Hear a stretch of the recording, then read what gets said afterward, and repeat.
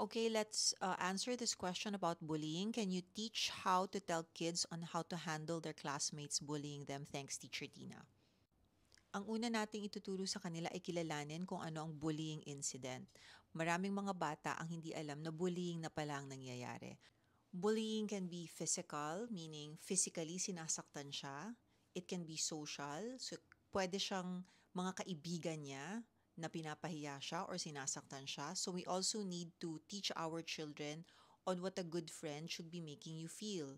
A good friend is nice, encouraging, and kind.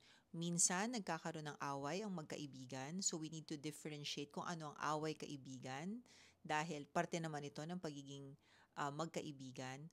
Pero kung araw-araw na sinasaktan siya or pinapahiya siya, that is not an example of a good friend and it can be considered bullying.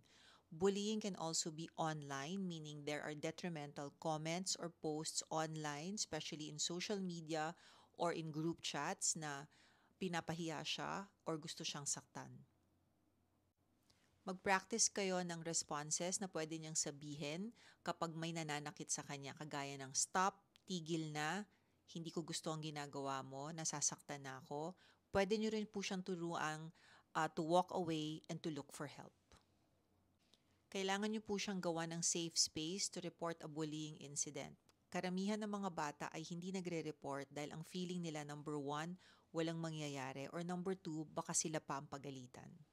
You have to assure them, even at home, with simple problems that when they go to you, you are their safe space and you will help them with their problems.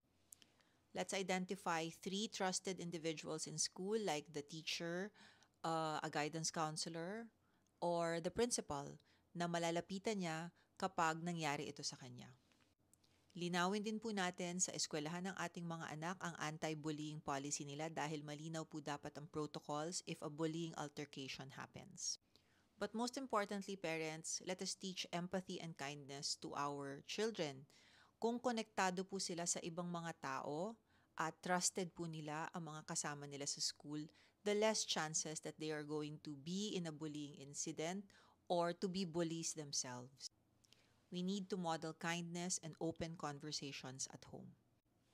Ang goal po natin ay hindi lang maiwasan ng bullying, but to espouse a culture of kindness and empathy at home and at school.